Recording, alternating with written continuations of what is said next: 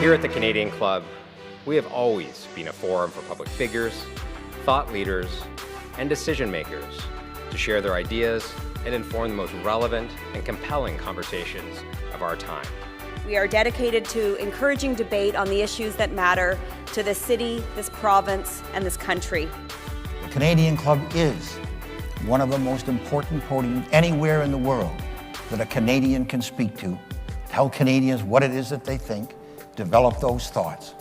And so I want to thank you for that very, very much. Please join me in thanking our esteemed panelists today. Through our programs and events, including our youth and young leaders programs, our diversity partnerships, our joint events, and our media and social media opportunities, we offer you access to dynamic political, social, and business figures from abroad and right here at home. The platform from which the eloquence of Canada has flowed all of that time, whether it be business, education, politics, sports, arts, and culture. If someone wants to say something to Canadians about this country and about the future of this country, this is the venue you choose.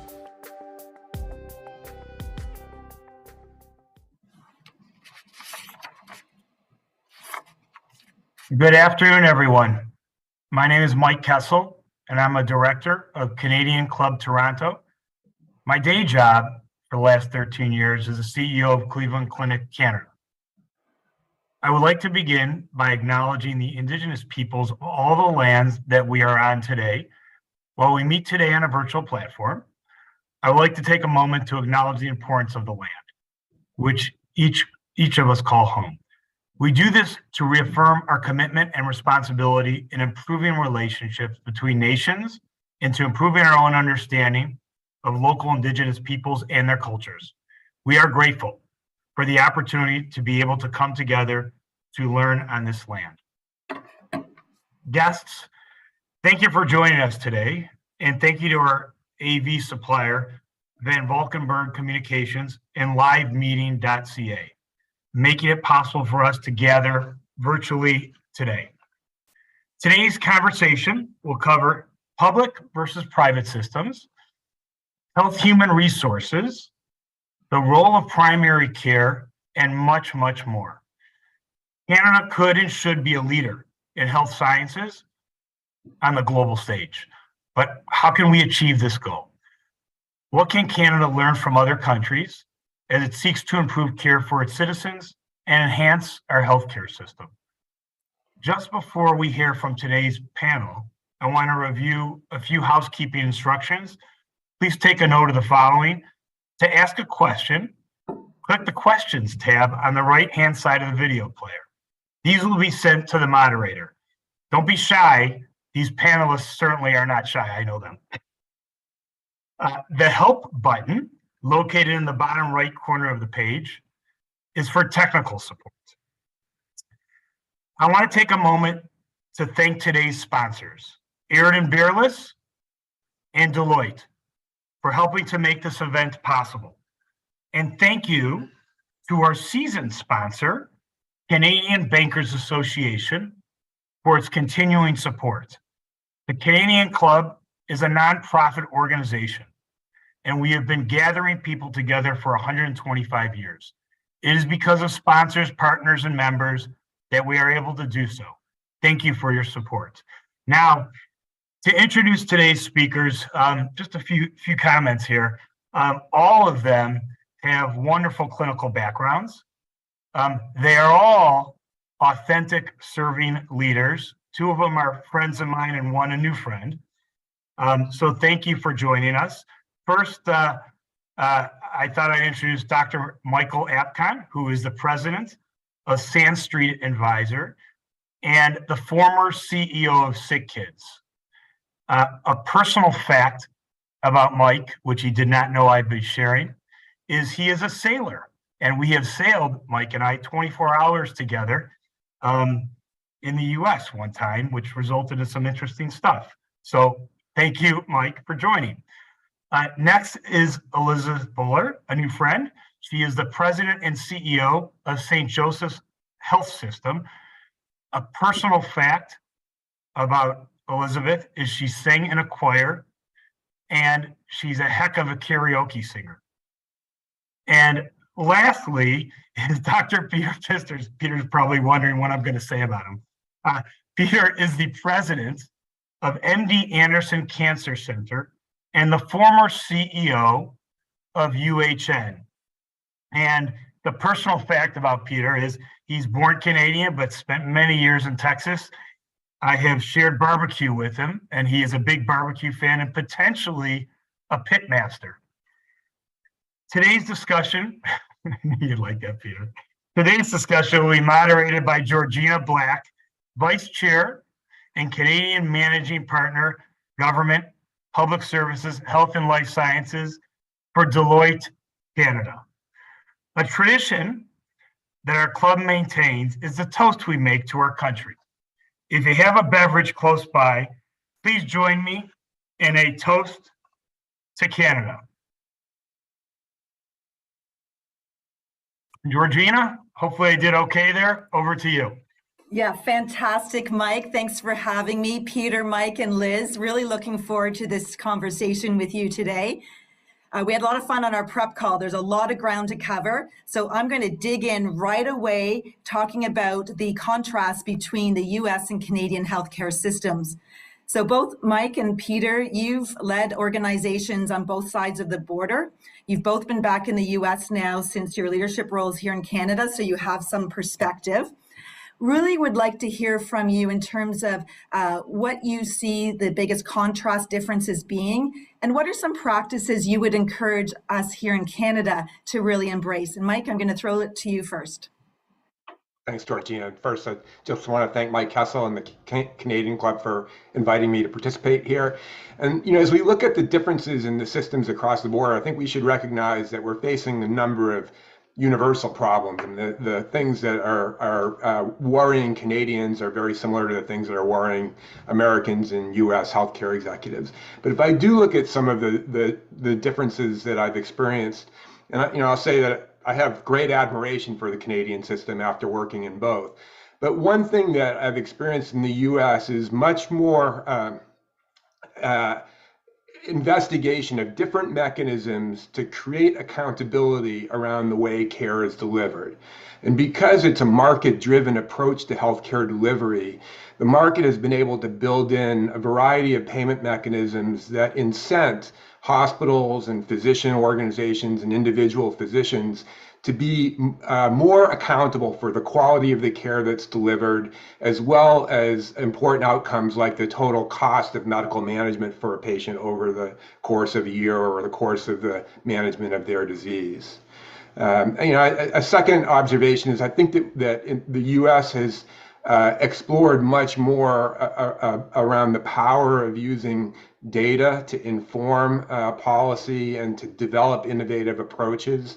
We're probably a bit further down the path of implementation of things like the electronic health record, but beyond that, leveraging the data that has been collected as a result of the processes of care.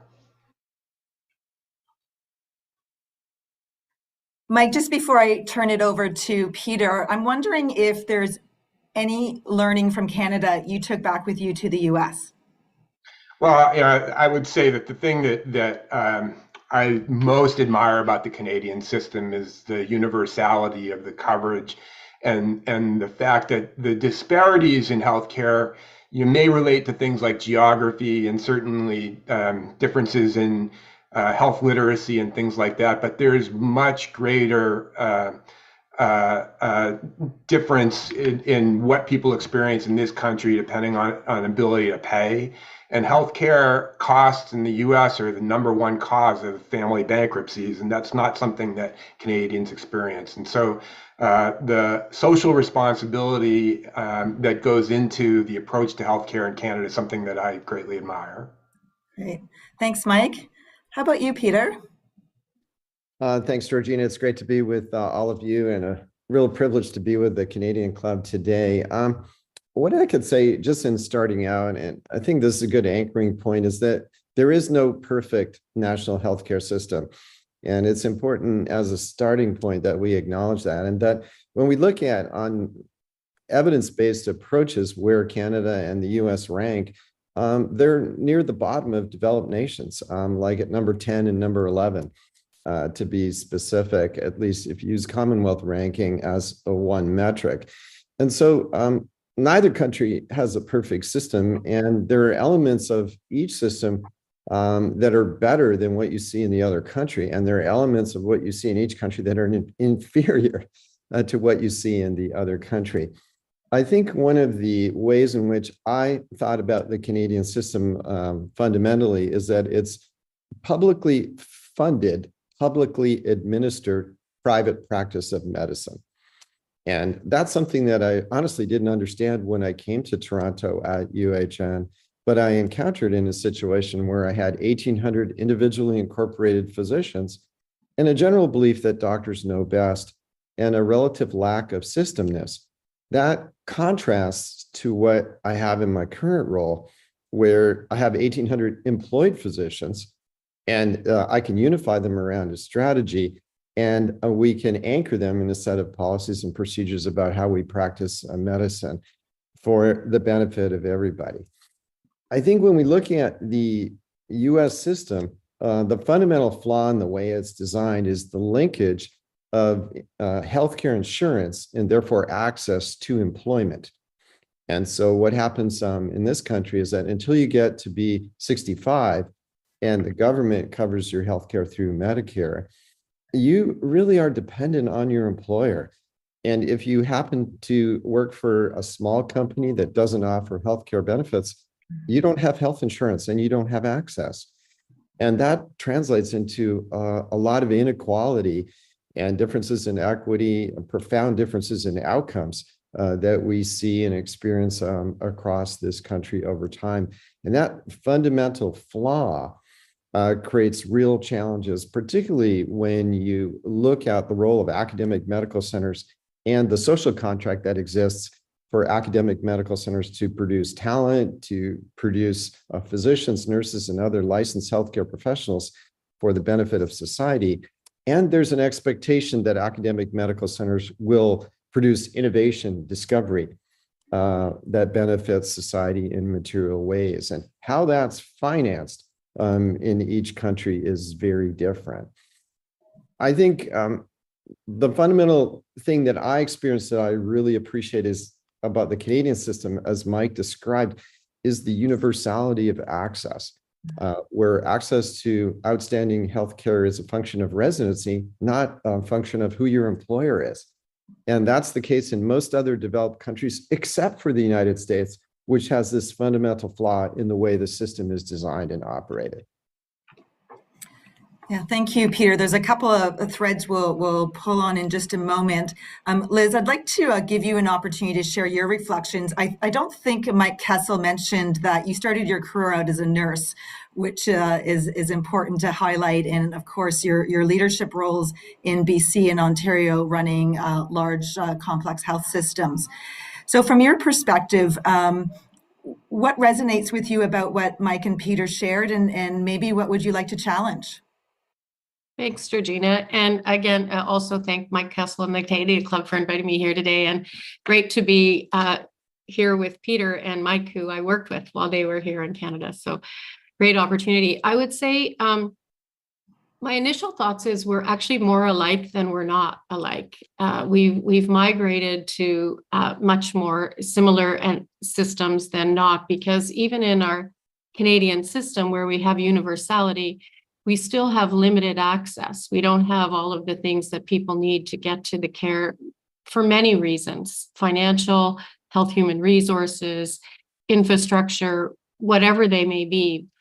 So I think what I think of when I consider our systems and comparing not just to the US, but all of the OECD or the Commonwealth partners, that we need to think about less about what we do better than each other, but what we are actually doing well together and how we can bring those shared learnings across our systems, and not be saying, well, we're better than the US in this, we're better than Australia in this, because it actually sets us up for not progressing in advancing both access and our quality of care for for patients, but also improving the use of our resources as well that we have, because we set ourselves up to just be thinking about how do we compare ourselves as being better versus how do we say that US is doing this really well, we're doing this really well, Australia is doing this really well, and we can optimize all of those versus being so competitive. Yeah, it's a great point, Liz, because it really stifles curiosity then when you make assumptions about, well, that's a bad system when there are really great practices that we could learn from the US and bring to Canada. And nice to hear both Mike and Peter actually identify some practices from Canada that you've respect and perhaps in your way are bringing back into the United States. Peter, you started to talk about the private system, and so I'm going to move into the private versus public. And I hate to frame it that way because this debate in Canada is emerging. And my view is that private versus public actually isn't the right debate. The reality is, as you pointed out, that over 30% of our care that's provided is provided by private providers in a public payer model.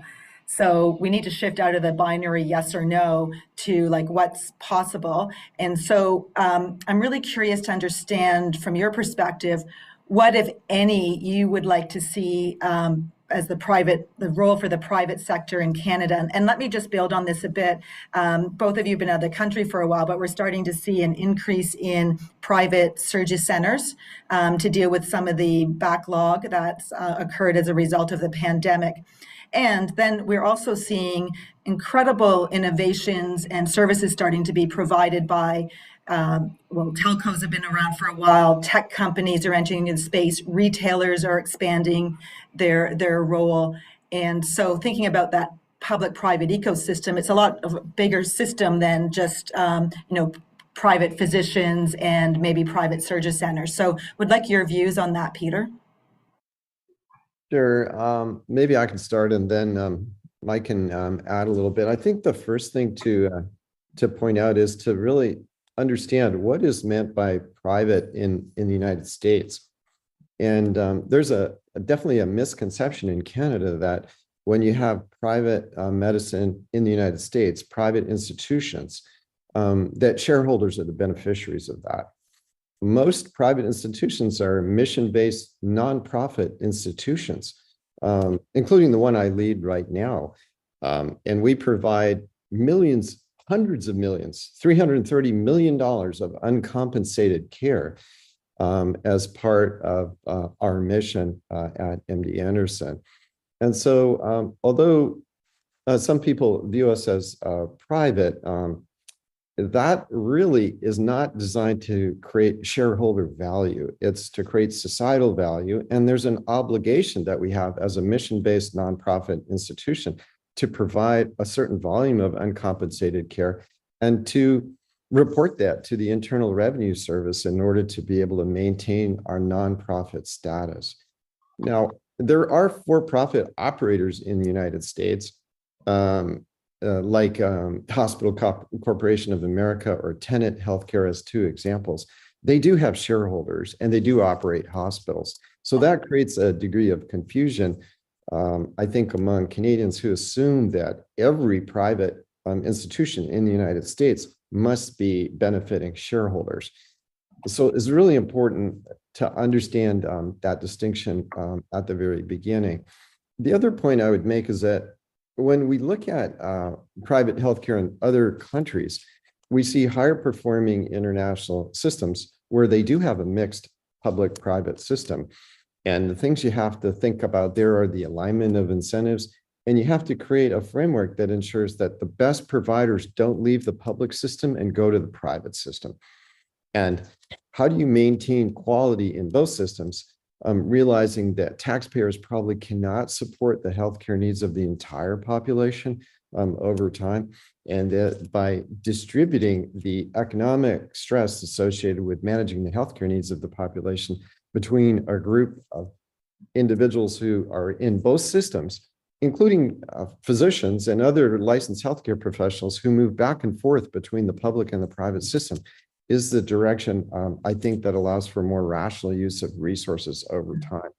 To the extent that we maintain a commitment to exclusively publicly funded and publicly administered systems, there's going to be a burden placed on taxpayers over time. And there are going to be things like wait lists that result as out of the reality that you're going to have to ration services in order to keep costs within a specific envelope.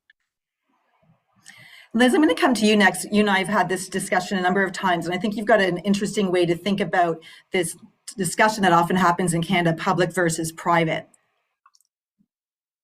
Thanks, Georgina. I would agree with a lot of what Peter said, in particular, having worked in the US too, that understanding there was this whole for-profit shareholder dispersion that isn't exactly factual. But here, I think as you mentioned, Georgina and Peter as well, we have over 30% of what we spend is private. People are paying for that. And our public system is selective. So we don't pay for things that we tend to be more at the reactive end, and we have to shift back more to the proactive or early end of care. So where we do great in our public sector and paying for publicly is in more acute care, some for sure primary care of initial family practice visits and that kind of thing if you can get it. But a lot of things like pharmaceuticals, like vision care, other like mental health care, a whole bunch of our health and wellness is not covered by our public healthcare system. And those are the things that actually lead us to spending huge amounts of costs at the end of what we do pay for publicly. So, and as Peter mentioned, our physicians are all private care practitioners predominantly. And we need to be rethinking this great model that we had for our Canadian healthcare system, but we can't remain static of what it was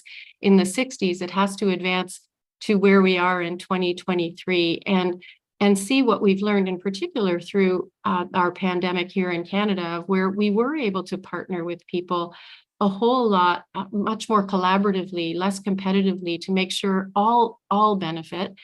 And we can make sure we take advantage of the expertise from our private care sector experts and collaborate with our public care to advance all of what we have and have more to invest upstream. If we can invest more downstream partnering to provide much more primary care and much more focus on our social determinants of health around housing and prevention, then we will be able to do more with the funds we're already investing. We can't keep increasing the funds that we have. We know we're in the billions of dollars, over 60% of what we spend, taking from education and social services and other areas. So we do need to revisit this, and we shouldn't be afraid of it.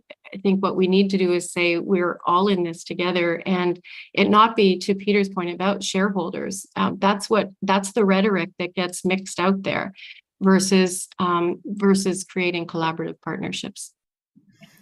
Yeah, you brought up a couple of key points there, and I just want to amplify a message here from one of our guests in the audience who said it's interesting that we're talking about the Canadian system as universal, because we do talk about it as being a universal healthcare, but the reality is it isn't compared to some other jurisdictions.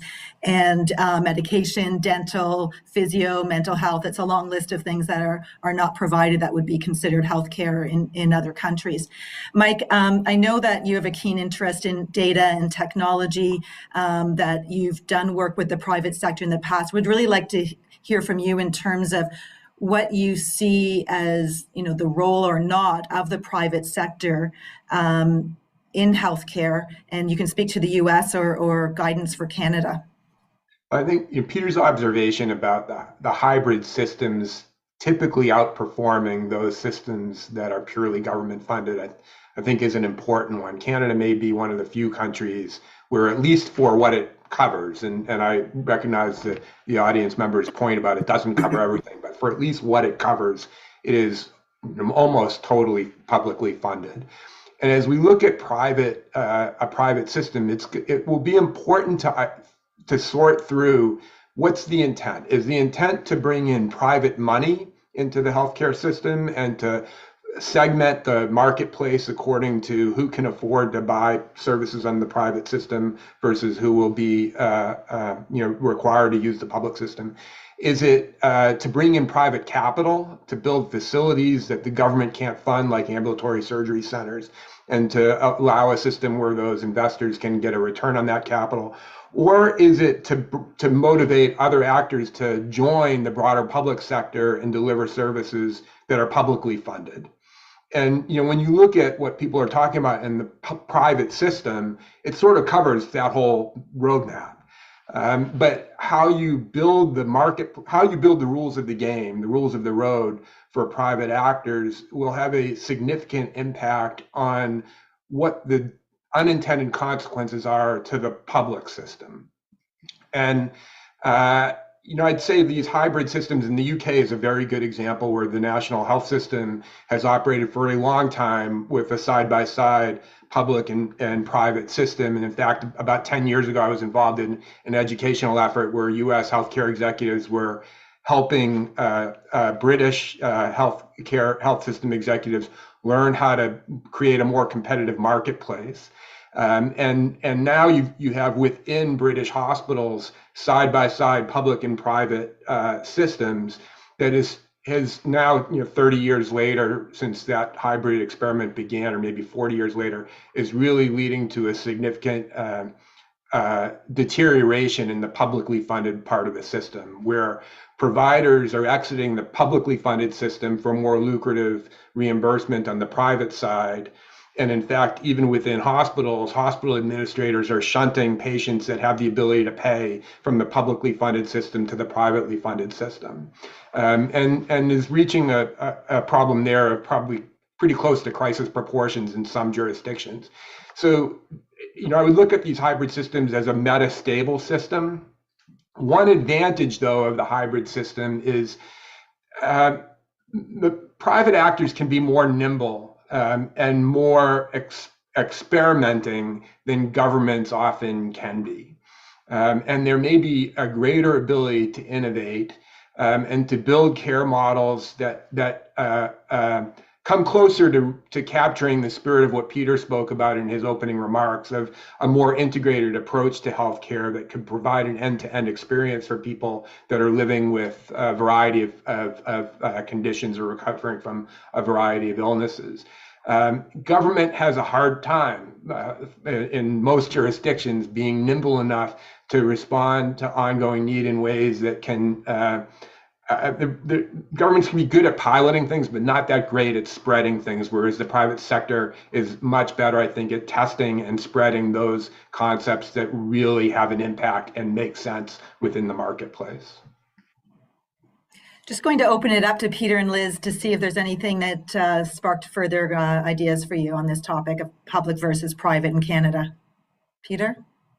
Yeah, I mean, this is an excellent discussion, and a lot of great ideas are coming out in the conversation. I think one of the things that we encountered, I think when I was there in the Canadian system, is a general sense of complacency in the population.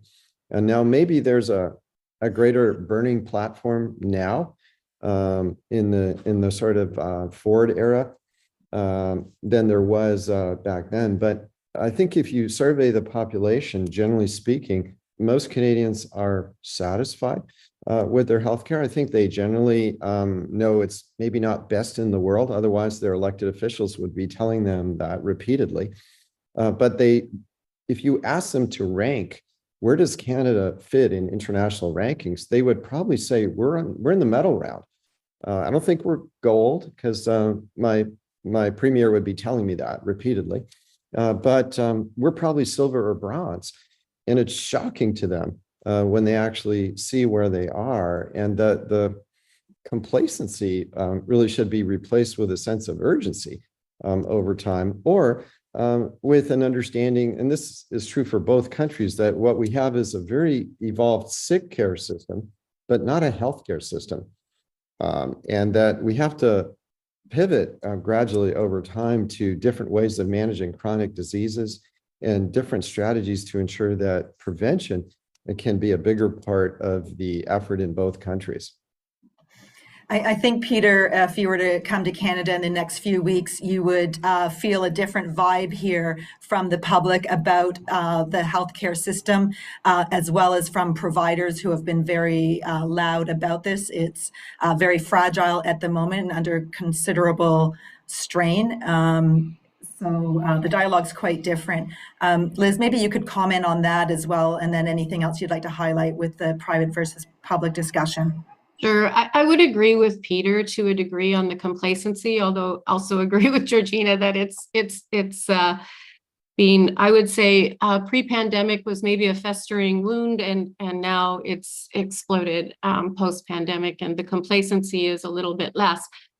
Although I also think some of it is still based on, we have a lot of media and who people speak to, and so we haven't figured out the right balance of how we speak about that complacency, whether we know we get great care when we have urgent issues. It's some of the other things that we're a little bit more complacent about. And I think, Georgina, you were involved in the paper around Let's Take Back Healthcare, where it said, government and policymakers, they don't own our healthcare system. They're stewards of it.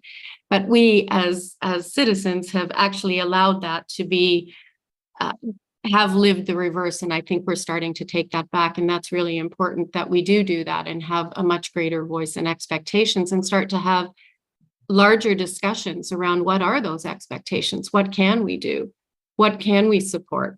What should we be supporting in our healthcare funding versus not supporting, and just redesigning that system of our very, very traditional complacent expectations of our system and being very passive receivers. With private public, I think we just have to go there. I don't think we have the answers. It's about the how. It doesn't have to be about for-profit. It doesn't have to be shareholders. It's about how do we really take advantage of each other's expertise and build incredible systems, opportunities, innovation that actually moves to action. We're great innovators, but because we don't have resources, we can't get them to action or action as quickly as they should be, and working to improve outcomes. So I don't think that's an either or discussion. I think it really is a how discussion. And again, going back to what we mentioned earlier, we're already there. We have a public-private partnership. We just have to speak about it more and talk about what parts of it work really well. What do we want to keep? What do we want to redesign? What do we need to add? And what do we need to stop doing? Because some of it isn't good, for sure. And it's because we don't talk about it and we don't really put it out there. Here are all the pieces of our system that put together our Canadian healthcare system. We truly, I come from a long immigrant family, long family of healthcare people, who wouldn't challenge the healthcare system, that whatever the doctor says goes, whatever the hospital says goes. And they have but when they really need some things like dental care or pharmaceuticals and all of that, they really didn't understand, older generation, that all those things aren't covered. And that is a bit of private. That's part of our private care. And unless you have good healthcare insurance systems with whom you work, healthcare providers, there's a whole lot of stuff that isn't provided in our Canadian system that would keep us healthier as well, and people out of hospital and people at home a whole lot longer. So we do need to look at how we can do this in a collaborative way with private investors and reinvesting. We can set up how we do this, but we can't avoid not having the discussion, and we have to stop the binary discussion, as you call it, Georgina. There's a comment here from someone in the audience that says, patient demand and technological innovation in hybrid is going to drive us towards this model in Canada, whether the government wants it or not. And certainly from our work, we would see that businesses see this as really important for the prosperity of the country. And as we wrote in a paper about taking back healthcare, it's time for citizens not to be complacent about it. So this is one of those things where, incredible startup companies, I think about Maple, the virtual health company. It's doing very well, and it's one of hundreds really in this country that are starting to get traction. So I guess what we'll have to see is whether we create the conditions for this partnership to thrive, so that we can provide better care. And Peter, you earlier talked about the cost of healthcare, and I'll come back to that in a moment, because I want to challenge all of us to think about healthcare as an investment. Does that get us to a different place? But I'd be remiss having all of you leaders together if I didn't bring up one of the burning issues around the world, but certainly here in Canada, and I know in the US, and that is the shortage of health and social care, human resource workers. And a lot of factors, we knew this was coming. World Health Organization published this report that there'd be a shortage of 18 million workers by 2030. Perhaps this was accelerated by the pandemic. The systems are really struggling. My question to you is, are we solving this problem in the right way? So arguably, we see a lot of organizations just trying to get more bodies to replace bodies. And well, those bodies just aren't there.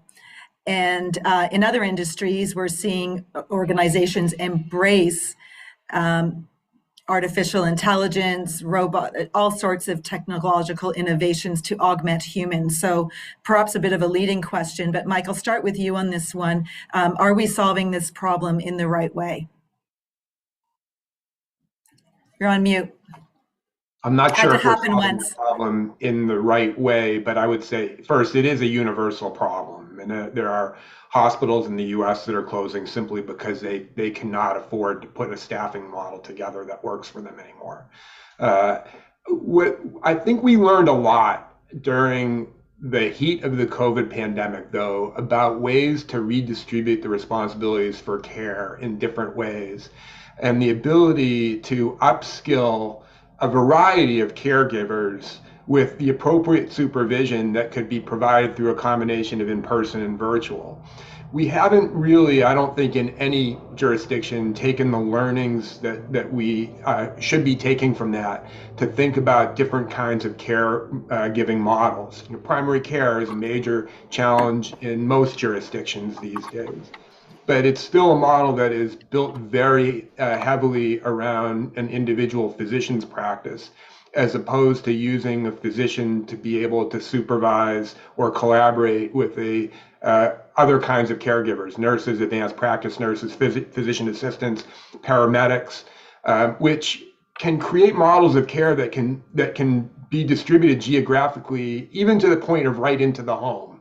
And we had the experience when I was with my former institution at Tufts Medical Center of initiating a strategic partnership with a company that was able to provide acute care hospital substitution in the home, with paramedics supervised through telemedicine linked to a command center with physicians and nurses.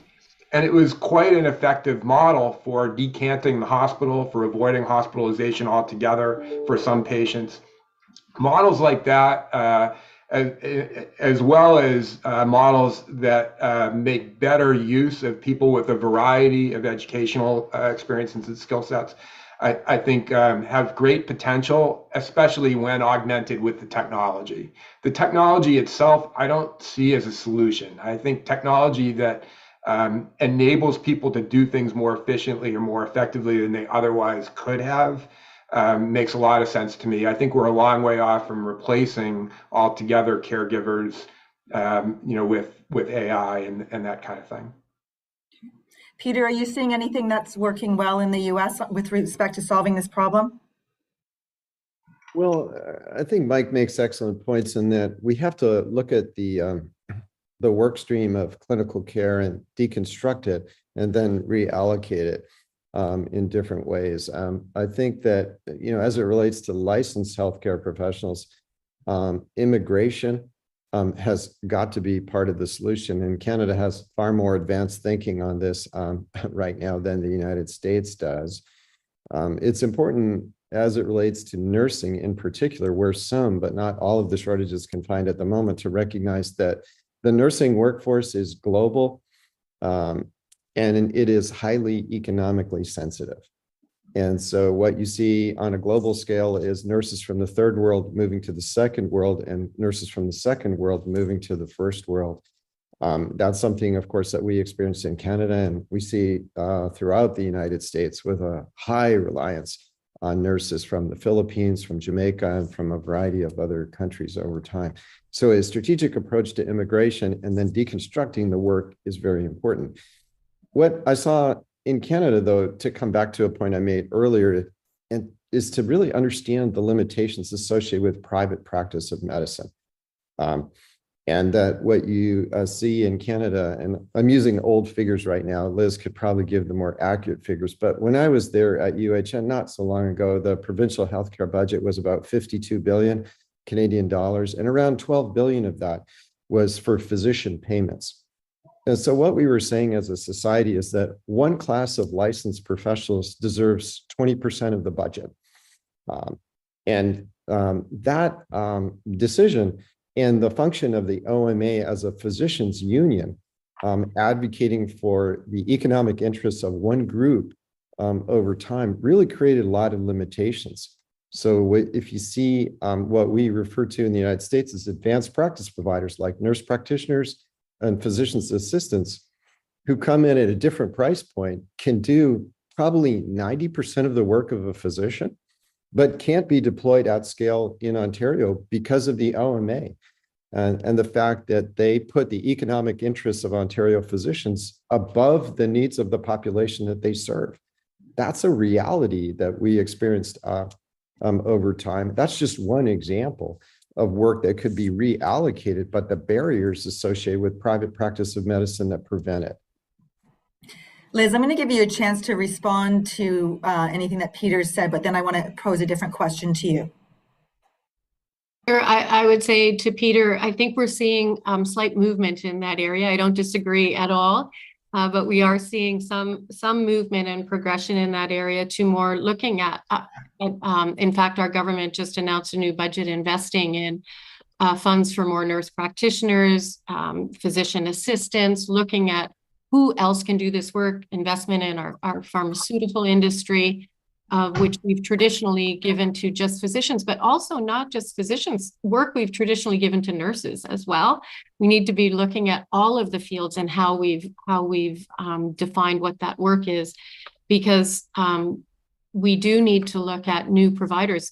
We're not going to have new physicians, even if you give them the best fee for service and don't change the schedule to fill all the holes. This year, unprecedented, the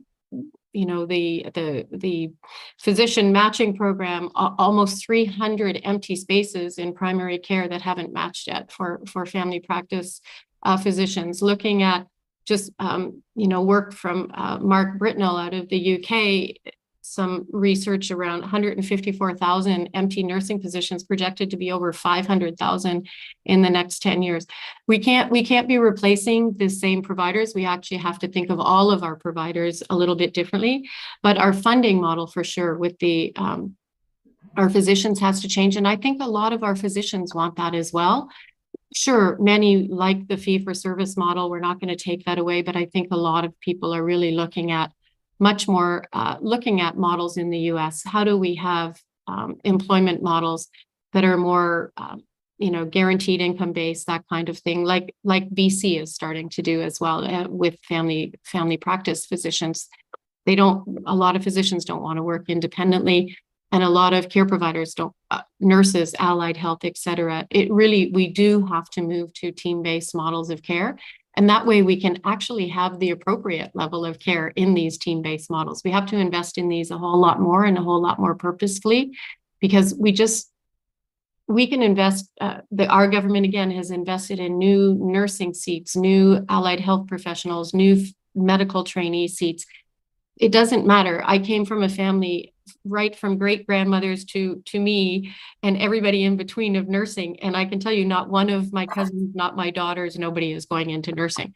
So a whole generations of family, not a single, and that's so much more going out there. And I think the same, probably Peter and Michael, you could talk to that from the physician aspect and or physicians who are leaving the field too, after all that investment. So we do have to rethink, what are all these providers' roles? What do physicians do? What do nurses do, et cetera? So, Liz, I just want to pick up on that because there's been some research recently that shows that over 6 million, I think it's 6.6 million Canadians are without primary care right now. Peter, further adding to the agitation that exists in the country right now. So you've talked a bit about primary care models, homes. Can you bring that to life for us, Liz? And then I'm going to pivot to technology and data. And then I've got a big question around Canada's competitiveness, if I can squeeze all that in the next 7 minutes.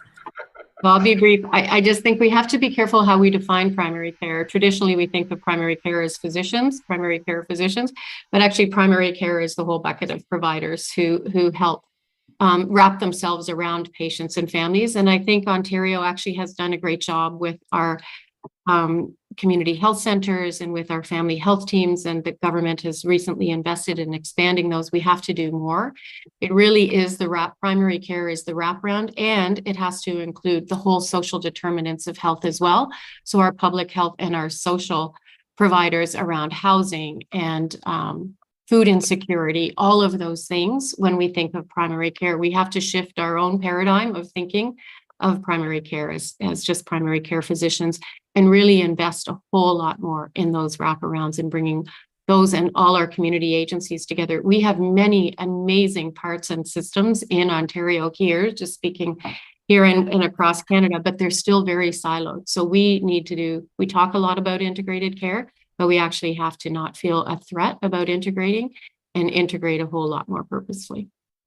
We could have a whole session just on addressing the social determinants of health in a different way. And I know there's learnings from the US on that as well.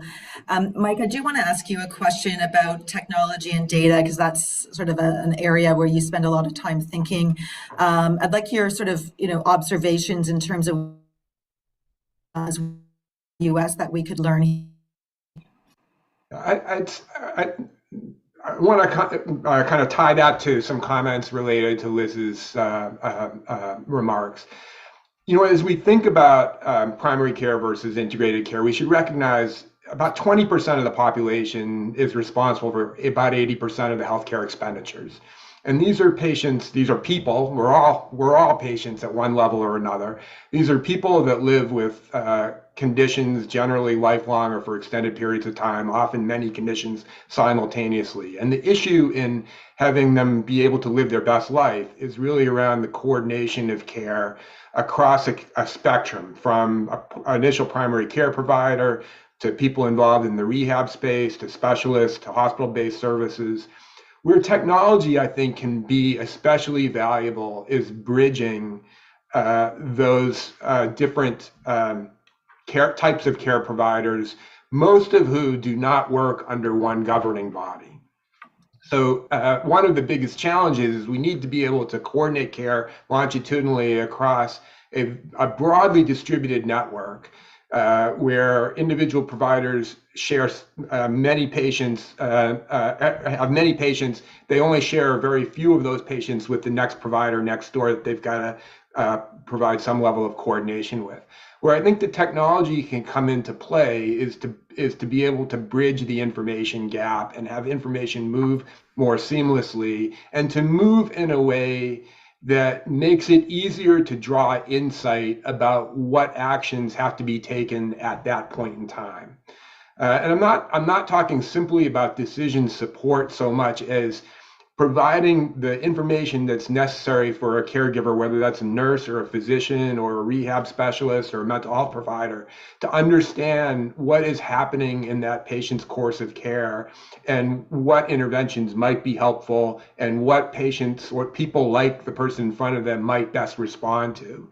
And I do think that there are that's an information sharing and an information management and an insight derivation problem that can really only be met with advanced technology. And that to me is sort of the next phase, if you think about kind of where we're going from the initial adoption of technology like electronic health records, which now is pretty much universal across the developed healthcare world, to really being able to make use of the fact that we now have a vast information collection about the people that we are caring for, but are not really leveraging that in the way that would have the most effective or most impactful benefit. Thanks for that. want to bring one final question forward, and I'm going to link it back to Mike Kessel's opening remarks, which was really, is it possible for Canada to be globally competitive with health and life sciences? I'm adding the life sciences piece. And, I find in this country, we talk about healthcare as a cost rather than an investment. And really, is there an opportunity to reframe how we think about the health and life sciences industries in this country to put Canada on the map? And perhaps, Peter, you pointed out that we're second to last on the OECD ranking. Perhaps we could move the dial in that way and make a contribution to the economy and society and the health of the population. So my final question to each of you is, what are your thoughts on that? Is it possible? Peter, I'll start with you. It's definitely possible. Certainly what I experienced, and I know Mike did too, when we were in Toronto, is unbelievable caliber of science and discovery that's present in institutions like SickKids, UHN, or the University of Toronto as local examples in Toronto. And it's really being able to translate that science and accelerate discovery from really from the bench to the bedside. That really is the opportunity. And I think Canada can definitely be a world leader in that regard. One of the fundamental differences that I experienced really is the government support at the federal level for innovation and discovery. And this ends up being very, very important difference that I see between the two countries, because when you look at the degree of federal support for the infrastructure of research, the indirect costs of research, it's quite meager compared to other developed countries. And that really constrains the ability to innovate and discover. In the United States, for many reasons, I go back to the Second World War, it was recognized that higher education, universities in general, needed to be part of an innovation economy, and that the US almost lost the Second World War if it wasn't for science. And when they went to the university community in the late 40s and 50s, and they said, we need you to do research, the response was, we need money to do that. And that created a process for indirect cost support for research intensive organizations like universities over time. At MD Anderson, we have a negotiated indirect cost rate with the federal government to cover the cost of buildings and infrastructure to do research. In Canada, there isn't that degree of federal support for innovation and discovery, and they amazingly rely on philanthropic support to close the gaps that exist over time. And there's just a limited ability of philanthropic support to bootstrap things that in other developed countries is supported by the federal government. And so understanding the role of the federal government in supporting an economy of innovation and discovery is very, very important. It's one of the reasons that you see vibrant life sciences communities in many jurisdictions in the United States. This is what's driving it. Thank you. Very quickly, Liz, Mike, is it possible? Liz? I would say it has to be possible, and it is possible. I would agree with Peter's comments. I would say our federal government, with the nudging of our provincial premiers, is starting to move along, but we have a long way to go. I would say one of our biggest challenges, though, is we have to adopt faster. It's not that we don't have innovation, we don't have the ideas, we just change weary isn't a language that we can use in our healthcare world. We have a responsibility. We're entrusted by our public to adapt much more quickly. So while those things are going on, and really do recognize everything Peter said as some of our challenges that are advancing slowly, we have to advance and adopt much more quickly, both in moving some of those. And we showed we could do it during the pandemic. We demonstrated we can, and we need to not lose that. That's momentum and speed. And yes, we should, and we can, and we will be. Great. I love these encouragements. Mike, 10 seconds for us, please. Sure. It has to be possible. The quality of education, the research at the bedside, the research in the laboratories and the care at the bedside is really second to none. It's top tier across the world. And there's every opportunity to turn that into a national treasure. I love hosting a panel where we end on an optimistic note as it relates to healthcare in Canada. Thank you, Mike. Let me pass it back to you. Yeah, thanks all, Michael, Elizabeth, Peter, and Georgina. thanks for taking the time to join us today. It's while there's been a lot of work that can be done to improve our healthcare system in our countries, I'm encouraged knowing that we have passionate, smart folks, leaders like all of you to help drive this change. And hopefully we also learned that one is a sailor, one is a barbecuer, and one is a singer, which is also highly valuable information, I believe. You would get a kick out of you folks for that. But as a reminder, okay, there's 1 minute left. Canadian Club's vision is to be the podium of choice for relevant and provocative conversations, connecting the business community and promoting an inclusive and prosperous Canada. We aim to achieve this vision at every event, and today was no exception. Thank you so much for being a part of it, and thank you again to Aaron Beerless and Deloitte for your support. And to all of you, I think close to 500 are folks that joined, thanks for spending your lunch hour with us today. Please stay healthy and safe, and we stuck to an hour, so that is wonderful. Take care.